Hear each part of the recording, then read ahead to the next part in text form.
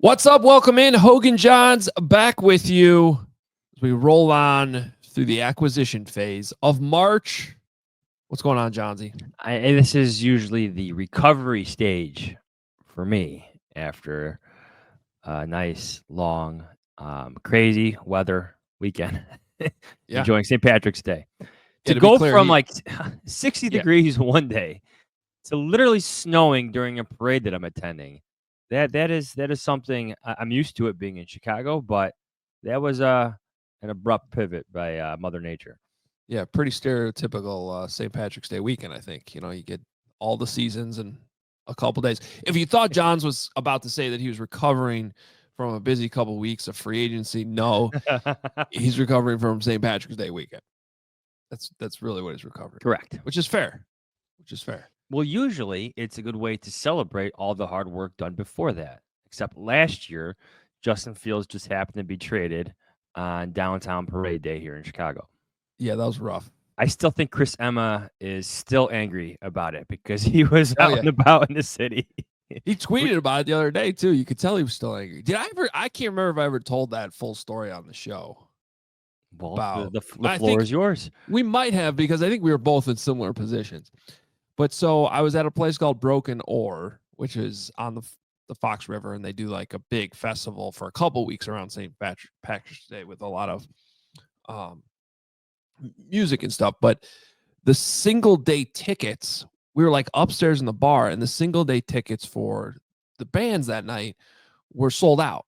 So the only way to get in there, we had to buy like the weekend wristband, which was like 3 times the price. So not a crap amount of crazy money, but it was like $60 for the two of us to like go see a couple cover bands, which is probably a little bit more than you're usually going to pay. And we're sitting there, and if you remember, like there was some smoke there a couple days leading up to that it might be the Steelers, that it might be coming, kind of on edge. And I don't know. I don't even remember what time the train went down. Probably around 5 o'clock or something. Yeah, like you're that. hoping just to get through the weekend. That's what I was. That was my goal. Even though I had nothing to do with it. But you know, we have wives, and we have you know, they want, come on, like let's go. We can't be worried about the Bears. We have wives and lives. Yeah, I'm like, all right, that's fair. Let's do a couple Irish car bombs, which is still I think I told this story before. Yeah, you went really hard after it. Well, I only did one, but we ordered 2 for the table, and we bought the tickets.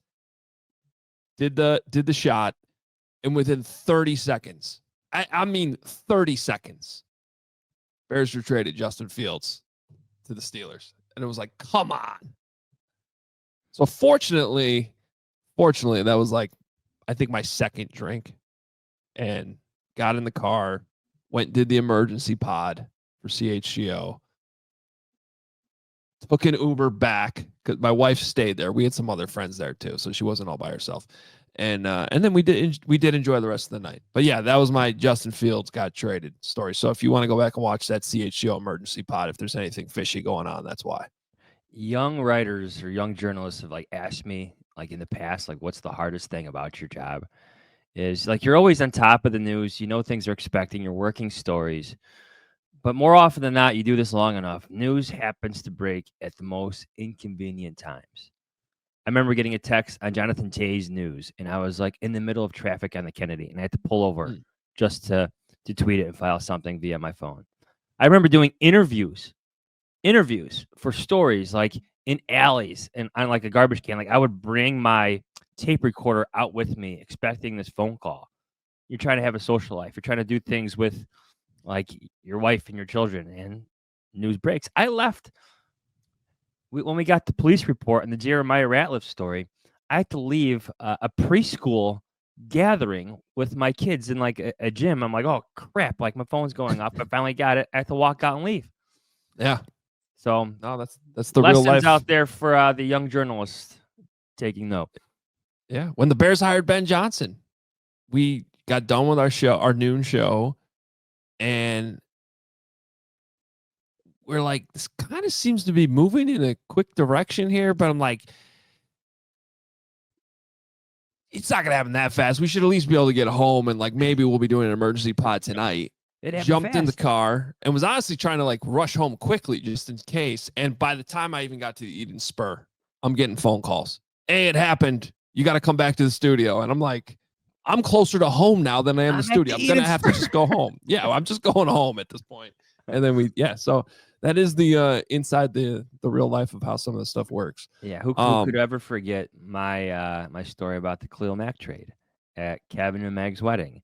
Literally, a groomsman, the usher, I should say, holding the door for people entering the church in Lincoln Park, going through some of the details that are coming over via text to me. Yep. Fun stuff. That was the first story I ever had broken to me by my mother-in-law because I was asleep. We were asleep, yeah. Happened early. Chris and I went to the Badger game the night before. We were out kind of late. It wasn't that. I mean, we was like 7:30 in the morning, I think, when that trade happened. And I think I've told this story before too. But she was like, Adam, you might want to wake up. I think the Bears did something. Pick up my phone. There's like 30 missed text messages. I'm like, oh my God. Come on. We could probably do a whole podcast just on those stories. Yeah. Even going back to my Blackhawk days, like there was a bunch. Where were you when Taves? Remember when he crashed his car, like coming out of his apartment building, under the L? Because I was working at the Score, I think, when that happened, and I remember I was downtown, like down the street, so we were able to like walk. Yeah, I remember down the Lake Street. Reporters and producers down there. Yeah, and I think by the time we got down there, it was already gone or whatever. Yeah, I don't know. That's one of the ones I think about with the Hawks. Did you wake up and watch the Cubs this morning? I did not. I heard they won though, 5-1. That's inaccurate. They lost. Really? No. Yeah, they lost. I think they lost 5-1. 5-1. This sees how much I was paying attention to the morning radio. So the Cubs are not 1-0. They are 0-1. Yes, I am sure because I watched Shohei Ohtani score. They lost 4-1. So we're all wrong across the board. Well, I thought it was 4-1. You said 5-1. But I shouldn't have trusted you because you had the wrong team winning. 5-1 on the radio this morning. But that was like US 99.5. It wasn't like ESPN 1000. Their sports updates might be wrong. I mean, this is a sports podcast, and we had the wrong team winning. A football podcast. Yeah, that was a little weird. I didn't wake up for the game, but when I did wake up around 6:30, I turned it on and immediately saw the Dodgers score, I think 3 runs in that inning. But regardless, welcome in. It's actually a good way to start this show because we're doing a Q&A episode as we just sort of made up our own questions and stories there. But make sure you're following us on Twitter at Adam Hoge, at Adam Jahns. And we are both rocking some Hoge Jahns merch today. So check that out at HoganJahns.com. These are the 2 different quarter zips that you can buy. Also got hoodies and t-shirts and all kinds of stuff there. So make sure you check it out, HoganJahns.com. We are on Twitter at Hoge Jahns. We are also on Instagram now with our awesome producer, Katie, putting some clips up there now as well. So go find us on Instagram. Same handle, Hoge Jahns. On Instagram, you get more content there as always. Now, we have a bunch of questions that John's asked for on Twitter yesterday, and we're going to roll through those. We haven't done a Q&A episode in a while as there's been so much news coming in. Sort of a quiet weekend, thankfully, to get through St. Patrick's Day weekend. There's been a little news here and there, but we just thought it would be a good time to kind of reset, refocus, and answer a bunch of questions you guys might have. So let's go ahead and jump in, John. Yeah, it's good timing for this. This is from Brandon Wayne. With the gift of hindsight, let's say hypothetically that instead of the Bears getting a player back in the trade, talking about the trade of the first overall pick, they got the Panthers' 8th overall pick in this draft. Would you rather have that or DJ Moore and pick 39? So instead of having pick 39 from the Panthers in this draft. No. Instead of having DJ Moore, you would have pick 8. Okay, instead of DJ Moore and pick 39, you would have pick 8.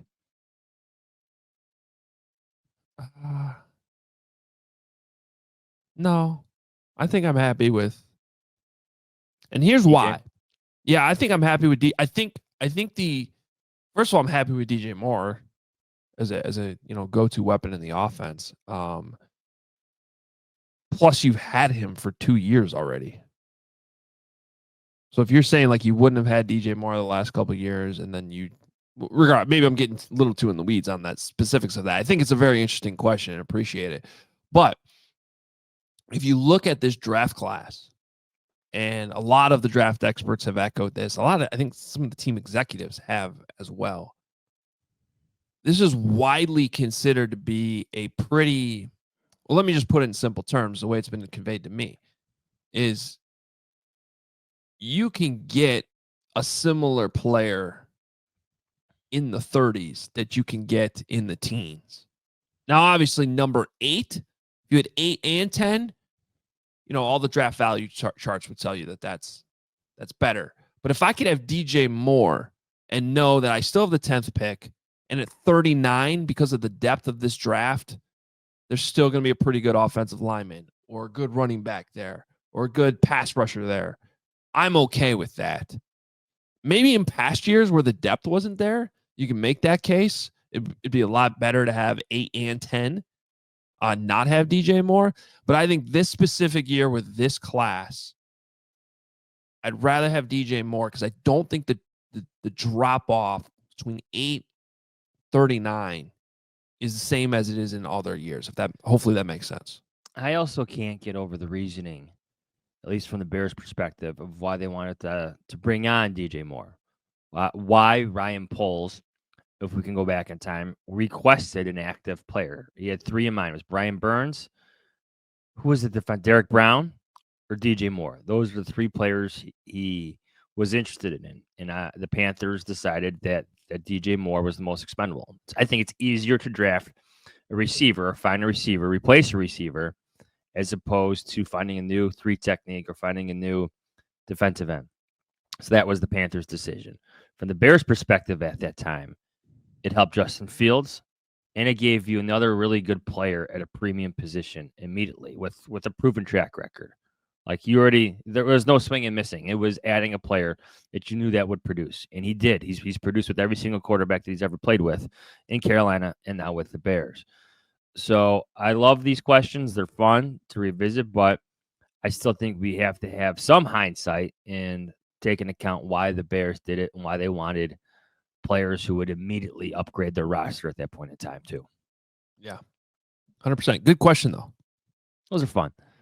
All right, this is from Callie Queen. Which assistant coaches are you most excited to elevate the players, new, existing, or expected in the draft? That's for the players. Also, what is your favorite non-football summer activity? Well, that one's easy. You put me on any body of water in the summer, I'm happy. Just good life advice. Something that floats in water with a beverage in your hand. That would be it. Golf too, but more so, just put me on some piece of water somewhere. So I've not been able to golf as much as I've liked since I have too many children. Children who play sports in the summer.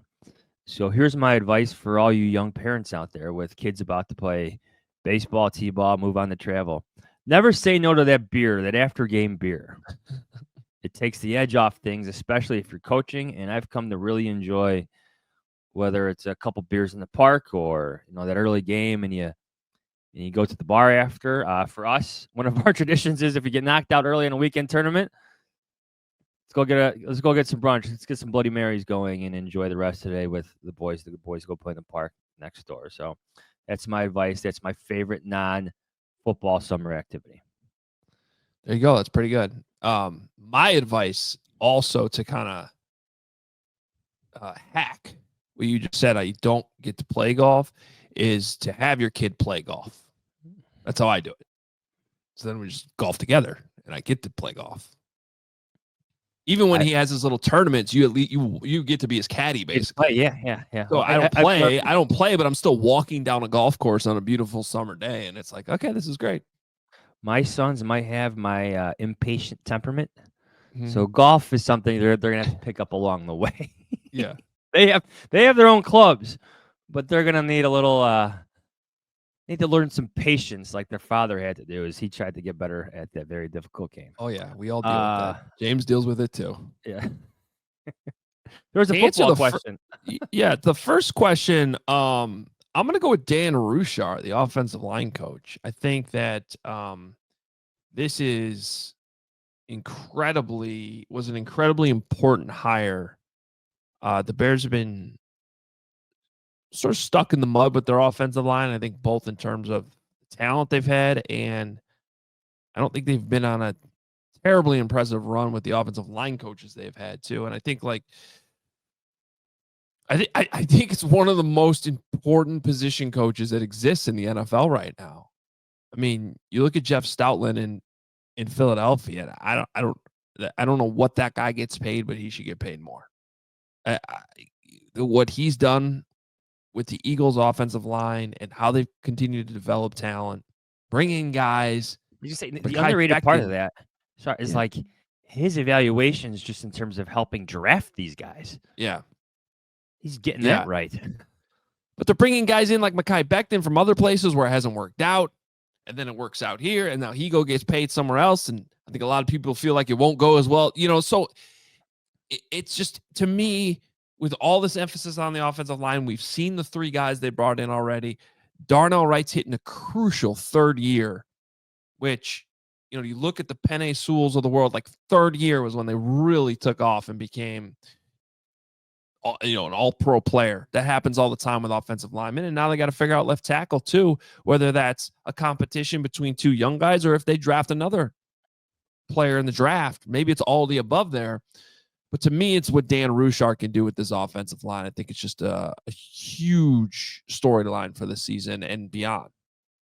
For me, it's Antoine Randall returning to Chicago. Was a superstar in the south suburbs. So we know him really well here in Chicago. And I don't think I've covered an assistant head coach before. Right? Not officially. I mean, it always felt like Vic Fangio was. Yeah, but he's still the defensive coordinator. So, yeah, like, just in terms of our jobs and what listeners and fans and viewers are going to be experiencing, like I would imagine you would have, Dennis Allen talking, Declan Doyle talking, Richard Hightower talking. You'll get Ben Johnson, of course, and probably Antoine Randall. He's your assistant head coach. Ben Johnson himself has highlighted the importance of this position. So I'm interested to learn more about the position in itself, like his responsibilities. Obviously, I think having Antoine Randall will take some pressure off Ben Johnson because he's got so much to do in terms of developing Caleb Williams and in terms of creating an offense for Caleb Williams, all of that. So I'm excited for his return home to the Chicagoland and what he actually provides this team, not just the receivers room. He's in charge of that room, but the entire roster. Yeah, I agree with you on that. And yeah, him being the wide receivers coach with Roma Dunze's going into year 2, his development. And then look, the cool thing about the staff is there's other ones we can name too. JT Barrett is the quarterback's coach, extremely important position on the staff, and Eric Bieniemy as the running backs coach. And just the mentality that he's going to bring to the locker room, and not only, okay, he's a running backs coach, but he's going to have a significant say in the running game too. And just sort of what his reputation is for holding players accountable and, some of the tough love and things like that. I mean, in that role, I think it was a great hire. I got a question that kind of goes off this. This is from McMahon. Have you heard any talk of what Caleb was working on this offseason? Footwork, reading coverages, etc. Short answer is no. Because Caleb Williams, last I saw, was in Europe on vacation. Right.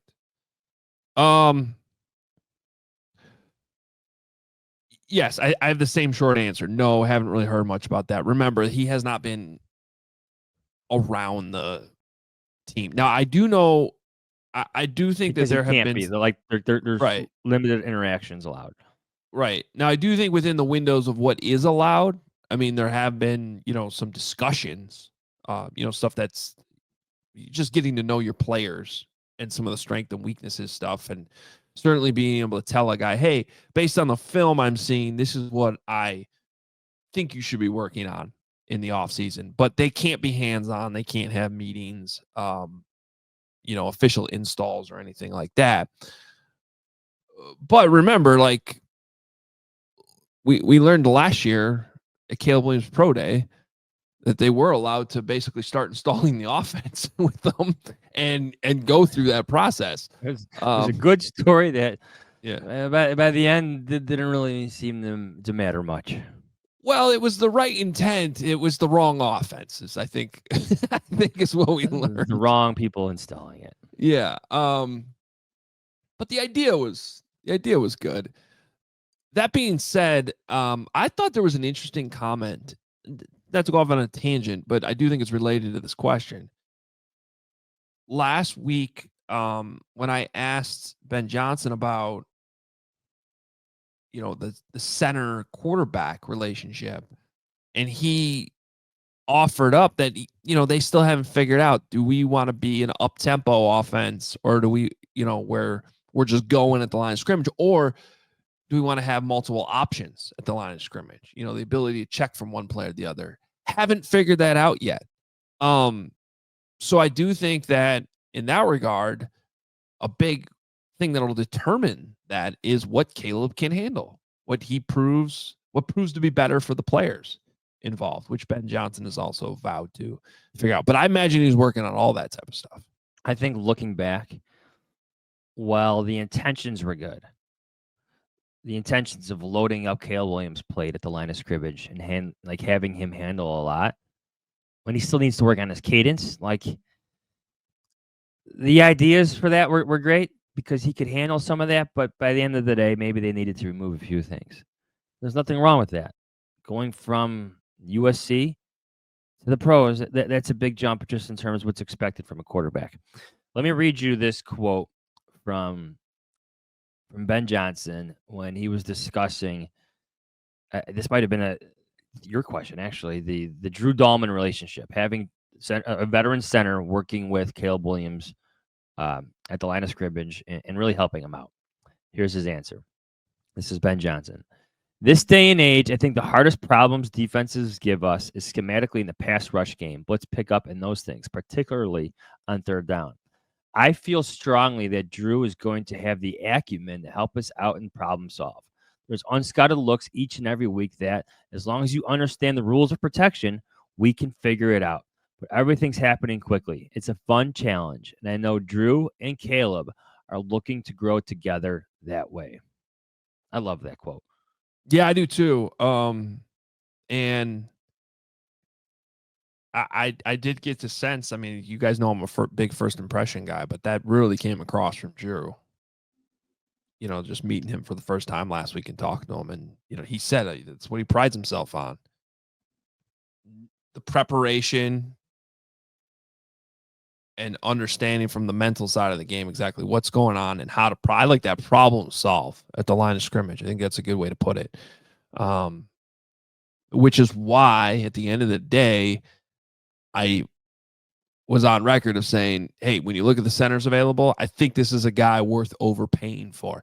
And then when it was all said and done and the contract came in, it was actually, I thought, fairly reasonable anyway. So I think that's going to end up being a very good acquisition at a position the Bears have really needed that for a while. Next question from Q Harlan. What are the reasons Bears fans should not be prepared to hear with the number 10 pick and then let me do this again. With the number 10 pick in the NFL draft? Can you imagine if that happened? Yeah, goes, with the number 10 pick in the NFL draft, the Chicago Bears select Ashton Jeanty. So I think Q is asking why they shouldn't do it. Yeah. What are the reasons why we shouldn't hear that? Well, number one is he'll already be off the board. You think so? Yeah. Well, I think it's very possible. I think it's very possible that he is. So that would be the most obvious reason. But I get the question. Basically asking why the Bears should pass on him. And I guess the thing I'm struggling with Ashton Jeanty, who I think is really, really good, I remember watching Saquon Barkley in person. I was on the sidelines doing Northwestern when Penn State came to town. And I got to see Christian McCaffrey up close too. I was very fortunate to see some of the players I did when they were still in college, and seeing them down on the sidelines from that view is just different. It's why you always see Chris Ballard standing down there during games and not up in the press box. And now I have not seen Ashton Genty in person. So that's an important qualifier. But I guess my point is, when I'm watching him and I'm watching his film, I'm not getting the same feeling that I felt about Saquon, where it was like, or Christian McCaffrey was like, all right, this guy is. There's some highlights in that Oregon game that you should really watch closely then. No, I know. He's good. I don't know that he's risk a top 10 pick on a running back good. See, and here's the thing, even with Saquon, it still didn't work out with the team that drafted him. Now, you could say they screwed that up, which obviously they did, and he got hurt, which is obviously a risk for anybody. But I don't know. It's just, I think, to answer the question, I'm not going to be totally against the pick, because I think he will be a difference maker in this offense. I think he'd be incredibly exciting to watch in Ben Johnson's offense. But man, I love what they're doing building in the trenches. And I just think that that's the biggest reason why you don't go that route, is you still added the D-line. You still add another pass rusher. You add a left tackle. And that's how you really build this thing. Just like Saquon's rookie year, though, man. 1,300 yards rushing, 11 touchdowns, 721 yards receiving, 4 more touchdowns, 91 catches. That's pretty damn good. I know, but I guess what I'm saying is, as good as I think Ashton Genty is, I don't think he'll replicate that as a rookie. I think the Bears aren't in position to pass up a potentially special talent in Ashton Genty at number 10 if he's there. Yeah. That's the way I view it. If Ashton Genty happens to be there at 10, the Bears are in no position to pass up a potential superstar. I know there's some doubts, and I know what you're saying, but you can still see some of the star traits, right? Oh, 100%. Okay, 100%. So that's the way I view it. The Bears, again, are in no position to pass up, as Brad Holmes would say, the Lions GM, an elite weapon at number 10. They're in no position to do that, to take the third best offensive lineman or maybe a pass rusher. So I went down a rabbit hole last night, because, who are the best pass rushers who could be available at number 10? And Shamar Stewart, I'm stuck on, because the guy had a great combine. He's passing all the physical tests that you want him to have. But the guy had 1.5 sacks. Yeah. In his final college year. So I went down the rabbit hole. I'm like, well, how many sacks did some of these best pass rushers have? Not only did Shamar Stewart have 1.5 sacks this year, he had 1.5 sacks last year and the year before that. So let's see if my math is correct. That is 4.5 sacks over 3 years. Yeah. Top 10 pick? I don't know. So TJ Watt, last year in Wisconsin, 11.5 sacks. I could close all these browsing windows now, right? Myles Garrett, last year at Texas A&M, 8.5 sacks. The year before that, 12.5 sacks. The year before that, 11.5 sacks. Pretty darn good. Nick Bosa, last year at Ohio State, 4 sacks in 3 games. I forget. Remember, he left early, something like that. He got hurt, didn't return. But his sophomore year, so in 2017, his second to last year, 8.5 sacks. Joey Bosa, 2014, 13.5 sacks. 2015, 5 sacks in 12 games. All-American. Aiden Hutchinson, last year at Michigan, 14 sacks. All-American. Max Crosby, Eastern Michigan, 2017, 11 sacks. 2018, 7.5 sacks. Trey Hendrickson, Florida Atlantic, 2015, 13.5 sacks. 2016, 9.5 sacks. Khalil Mack, I mean, this guy's numbers were ridiculous at Buffalo. 2012, 8 sacks. 2013, 10.5 sacks. 3 interceptions that year, too. 1 year he had 10 pass defense, pass breakups. This is what I'm saying. Like, give me Genty over, like, over projecting the pass rusher. That's fair. By the way, J.J. Watt too, because I remember his last year at Wisconsin.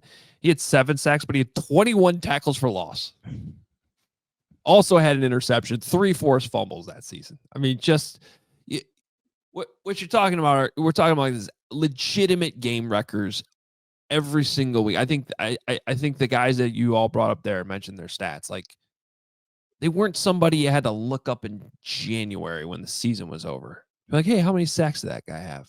No, it's like you knew they were game records. You knew them from college football, which is more of like an eye test thinking. But to your point, or I'm backing you up on this, we knew who Ashton Genty was all season. I heard about him all year because he was wrecking games on offense. Heisman finalist.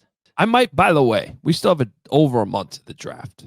I'm not putting my foot in the ground being like no to Ashton Genty yet, but I still need to get there.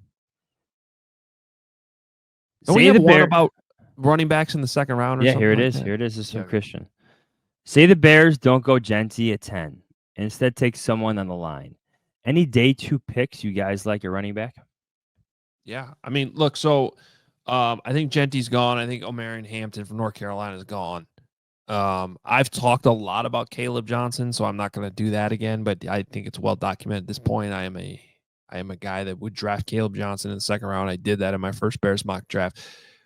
Between Quinshawn Judkins and Travion Henderson, who's not the pass rusher from Georgia, who's on the Jaguars, he's a running back from Ohio State.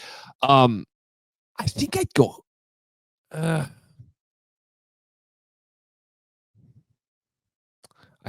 don't know. I think I'd probably go. I like Henderson more, but I'm trying to fit what the Bears need at that position. And maybe I shouldn't do that. Maybe I should just take the best player, take the guy who I think is faster and more electric. Yeah. So it's tough. I think Caleb Johnson would be my pick in the second round. If it goes farther, I am definitely on team draft Cam Scatterbo. I just think he's a football player. I'm not saying he's going to be an electric running back, but I think he helps you a lot. He would fill that David Montgomery role. That violent downhill running style that Ben Johnson also values beyond the speed of Gibbs. I am not one of those people that's saying there's also some. So I would draft Cam Scatterbo later. I think there's some intriguing guys like Damian Martinez from Miami later, who I like, and the Kansas kid too that our guy Nate Tice has been all over. Devin Neal. Yeah. Yeah, Tice kind of turned me on to him, and I was watching him a little bit more. The way this is setting up, it's like, all right, if you love Genty and he really falls to you and you just feel like you can't pass up on him, you take him there. Caleb Johnson's kind of my guy in the second round. Similar situation. If he's still there, especially if it's the second round pick the Bears have at 41, or if they do a trade back, which is certainly possible when you have 2 picks that close together. It wouldn't shock me at all if they end up trading back and adding, a 4th rounder later or something like that. But there are a ton of guys later that I don't think it's the end of the world if the Bears don't get their running back until 3rd, 4th round. If they had a pick, 5th round, we see it all the time. It works. Here's a fun kind of follow-up question to this. It's from Art Vandalay. Great name. Johnsy, tell me there's a chance we get the tight end from Penn State. Yeah. So my dream scenario for the Bears ending up with Tyler Warren, which I don't think is very likely, would be if they traded back and they ended up with him. Because I think the same case you're making about the running back, you can make about Tyler Warren. Because Tyler Warren, I do believe, will be somebody we're talking about quite frequently. Highlight reels, one of these mismatch options at tight end that just cannot be replicated. There's very few of them in the league that are truly difference makers. And on top of that, he can literally do everything. He can throw the ball if you want him to. He can run the ball. Wildcat with him quite a bit, yeah. Yeah. If you don't feel like you can run the tush push, or we're going to find out in a couple weeks here if they ban the tush push. Better not.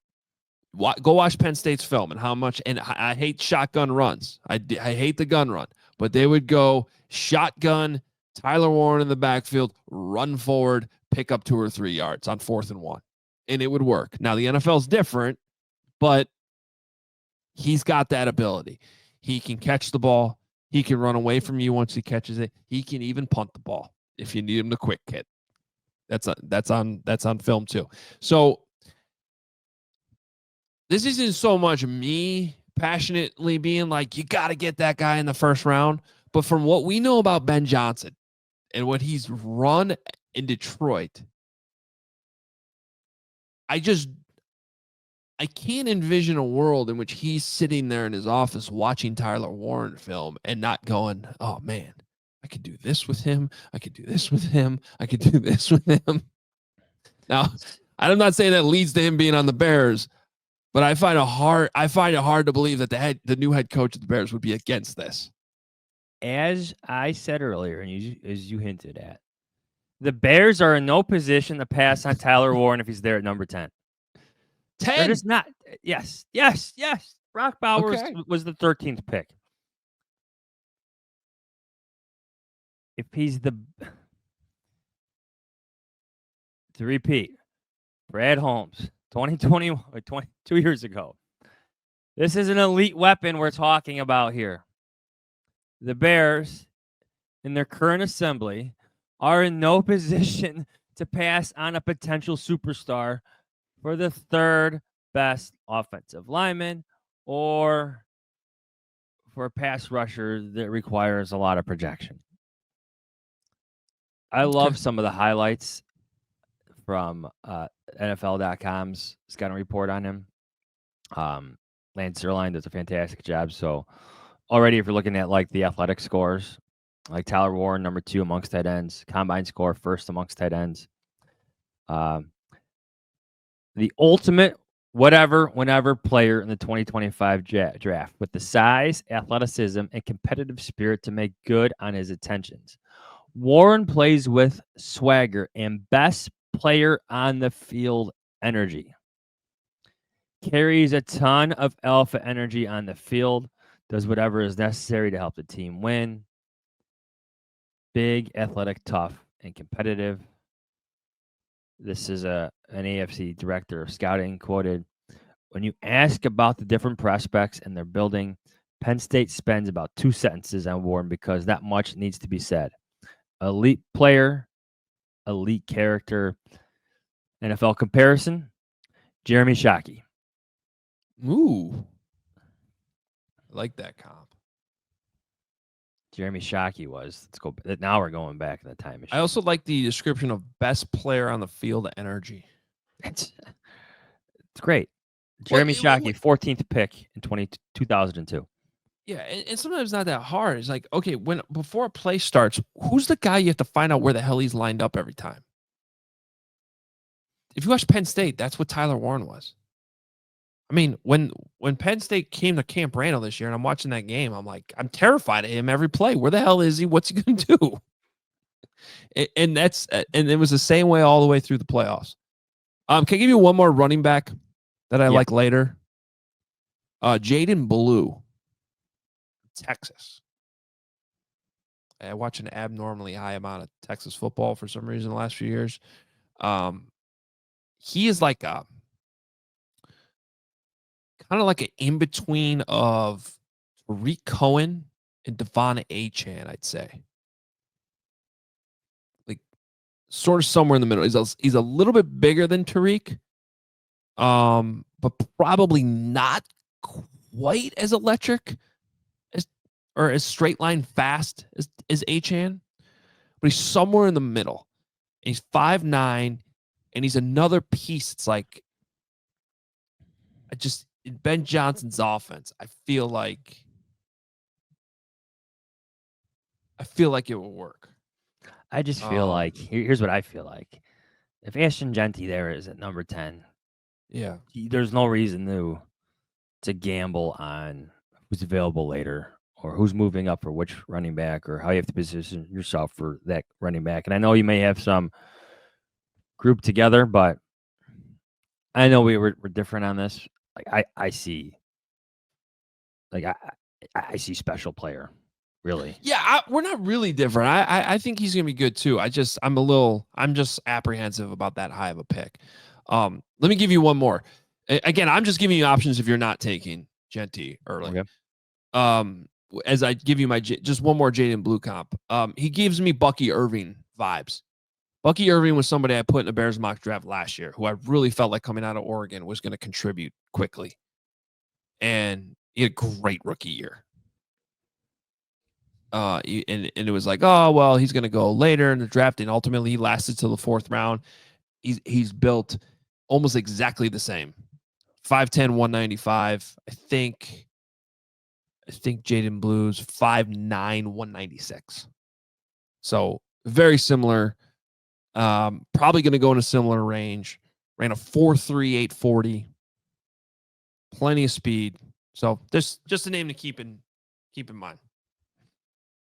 Last question from Jake. Are the Bears really that far away? Well, last year was disappointing. I truly think with competent coaching, they win 9 games at least. There was zero buy-in from the players with Flus. With the talent we have, plus competent coaching, plus draft assets coming, I see 10-plus wins this year. So the question again, are the Bears really that far away? I don't think so. I also think it's notable that I don't think a lot of people around the league think they're far away. I think there is a recognition that they were a 5-win team last year that probably with better coaching should have been at least an 8 or 9-win team. They were 4-2 coming home from London. And then the Hail Mary happened and the team literally broke. Yeah, literally broke. Now, this is taking the schedule out of it. If we really want to get down to the nitty gritty on how many games they win, okay. But I can get behind the sentiment that they could be a 10-win team. Dude, we see it all the time. Coaching leads to wins when they hits. Even when it doesn't ultimately work out. It worked with Matt Nagy. They won 12 games. Worked for a year. Then the league had tape on what he wanted to do. Right. That'll be right. But that's where Ben Johnson's experience and already, track record of showing he can call plays over 3 years and teams still couldn't come up with answers makes you feel better about the long term. But no, I don't think they're far away. In fact, I think a lot of things on paper would lead you to believe that they could be a playoff team. I saw Colin Cowherd picked them to make playoffs already. Have you seen the road schedule though? It's rough. Yeah. Like when you look at the schedule, it wouldn't be terribly surprising if they finished 8-9. 8-0 at home and 0-9 on the road. That's not how it will play out because it never does. But when you just look at the schedule on paper, it's like that seems entirely plausible. I think we've been guilty of being a little bit over optimistic on them in the past. We want to cover winning teams. I think we've seen why things don't work out well. Like Nagy's our most recent example. Like that's still fresh in our memories of why things kind of spun out of control. And then the Flus thing, we're almost prepared for it. As you said, I think on the previous podcast, we're kind of prepared for this to go off the rails a little bit, and it eventually happened. So you kind of expect the worst, hope for the best with the Bears. That's how I kind of approach this. But at the same time, I like the upgrades. I like adding Joe Tooney. It's not the same as adding Nate Davis. It's just not. One's going to be a Hall of Famer. One is, does he have a job in the league right now? He's out of the league. Okay. Out of the league. That doesn't mean he won't get a job still, but has not been picked up since he was let go by the Bears. Signing Drew Dahlman is different than trading for Ryan Bates and later signing for Coleman Shelton. Mm-hmm. It just is. Trading for Jonah Jackson is, I'm trying to give a comparison in the past here. I would say even that's different than Nate Davis. Yeah. You got that familiar feel with the head coach. It's not a projection. So cautiously optimistic again. I don't know if they get 10 wins, maybe 9. I'm always in that 7 to 9 win range. I want to see what Ben Johnson creates for Caleb Williams. I think Caleb Williams needs to prove himself a bit. He needs to improve himself as a player. And I think Ben Johnson will provide that competent coaching that you're looking for. I think Declan Doyle could be an immense resource. I like that there's a lot of Saints influences now in the Bears coaching staff. Like, that's notable to me. So we'll see where this goes. I like the optimism at this point. I'd like the potential, just in general, for the Bears to. I think this is where I am. I put this in my column today. Like, you got the potential here to add an elite talent to this offense, which is already trending upwards just in terms of the personnel. Like, on paper, it looks better. You add in an Ashton Genty or Tyler Warren, holy moly, does this look different for the Chicago Bears? So let's end with that, because I just had one more thought on the Genty thing that just popped in my mind. Because I think the hardest part about the Genty thing for me, and maybe for the Bears too, whether or not you need him probably depends on Caleb. And I'll show you where I'm going with this. The Chiefs don't need a crazy, amazing running back. They've been cycling them through. Josh Allen's cycling running backs through. Joe Burrow, they're cycling running backs through. Jalen Hurts, not quite to the same level. Having Saquon Barkley made a huge difference, obviously, for him. So when you just look at the elite teams in the league right now, like the teams that really scare you, that have had some consistent success over the last 5 years, you just look at other examples. It's like, well, if Caleb really makes the jump, I don't know that they need Ashton Genty. But if he's more like Jalen Hurts, which is still really damn good, he just won Super Bowl MVP. I think everybody understands what I'm saying, that there's a difference there between Jalen Hurts and Josh Allen and Patrick Mahomes. Then yeah. And I guess the counter argument would be, well, would it hurt Patrick Mahomes though to have Saquon Barkley next to him? Or Ashton Genty next to him? No, probably not. It doesn't hurt anything. It's just more about what you need, prioritizing what you need. And for the Chiefs, they've decided they need more offensive linemen.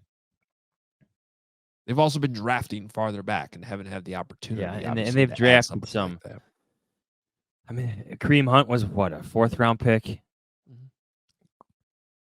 Well, and they did. Clyde Edwards-Helaire was the first. That was actually pick. back of the first round. Yeah. So just look at some of the best offenses in the league in the past few years. Either you have an elite quarterback, or you have like Christian McCaffrey for the 49ers, or you have Saquon Barkley for the Eagles. And just even like the Packers with their run games. Yeah. Well, I should have brought up the 49ers too.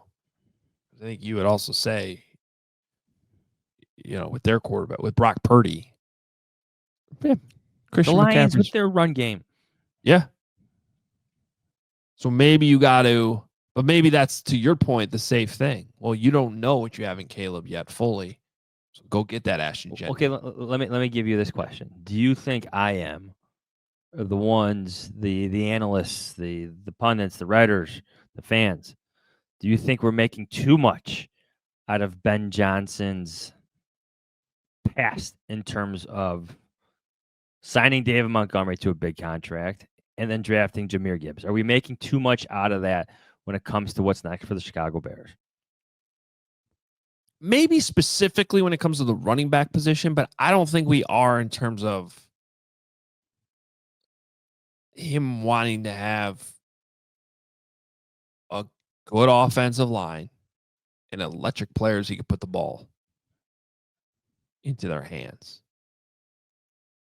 Where I'm unsure is it he definitely wants a running back like that, or is it just like I'll take like a Tyler Warren? He doesn't play running back, but I can use that I can use that chest. I think it's more the latter. I think it's just like he wants difference makers, regardless of which skill position specifically, because he's gotten by with Jared Goff and a running game. But maybe he views Caleb Williams as completely different, which he should, because Caleb Williams is completely different from Jared Goff, and it might not work the same thing. But it's just about having enough of those difference makers that I think it's more of that rather than us being like, well, he definitely wants to have a 1-2 running back punch. I don't know if it's necessarily that.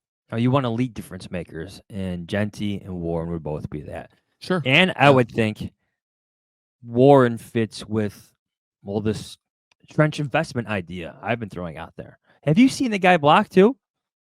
Like, oh, yeah. He's running guys off the field through the end zone or through opposing sidelines. He's violent. He's pancaking guys. Another game changer for your running game and just really for that attitude you want up front. The attitude matters too. All right. That's all we have for questions, right? Well, yeah, there's a bunch more, but we got to cut it off somewhere. You want one more? Yeah. No, I don't, because thanks to the Illinois Department of Transportation, they shut down the Kennedy again. It was a great 2 months we had of not pulling our hair out, a month of which I spent on the road. So 5 a.m. this morning, the baseball season started, and the Kennedy shut back down. And as of right now, I'm definitely going to be late for work. So appreciate all the questions. Ever see that? There's a few. There's the Kevin McAllister. I'm sorry. Yeah. or Joey Tribbiani and Friends, where he's like this with the air quotes. I'm sorry. Right. Well, sorry. So sorry. Well, they say it'll all be done by Thanksgiving. Yeah. Sure. Right through the bear season. Yeah. See you in 2026. See you in Arlington Heights in a few years. Well, that too. All right. We're out of here. Follow us on Twitter. Follow us on Instagram now. Follow us everywhere at Hoge Jahns. HogeJahns.com too for all the merch, including these quarter zips we're wearing today. Appreciate everybody watching, listening. If you're on YouTube, please hit the like button. Please subscribe. Please check out the podcast too. Spotify, Apple, wherever you get your podcasts, always available. Rate and review. All the support is greatly appreciated. Text the pod to a friend. We got some exciting things coming up in the next couple weeks, so don't go anywhere. We'll be back in a couple days with another episode. Talk to you then. See ya.